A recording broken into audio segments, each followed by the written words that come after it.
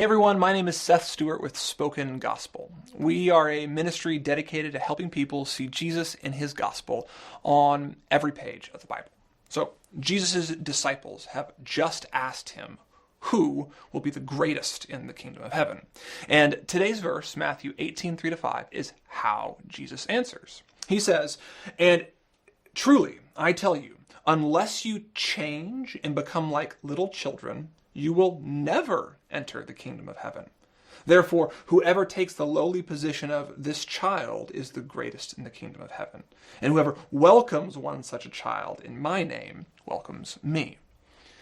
Notice that Jesus immediately responds to a question about greatness in his kingdom with an answer about entering his kingdom. Like most adults, the disciples want to know about hierarchy, but Jesus is more concerned about having his disciples with him.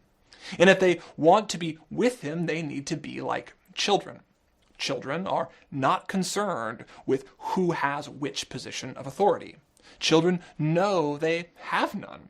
Children know they exist at the whim of their parents. Children know that what they need most isn't more power, but the loving welcome of a father who will bring them into his home.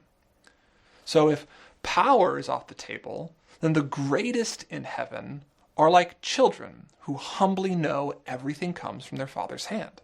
The greatest, then, are those who ask God for the most, because their father and king will always provide it.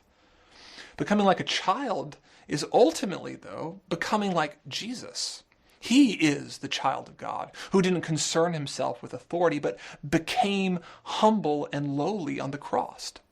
Jesus is the greatest in the kingdom because he knew his Father would give him life from the dead when he asked. Being a child is about being needy, dependent, and knowing who to ask for help. So, be encouraged today. You don't need to bring anything to God except your need of him.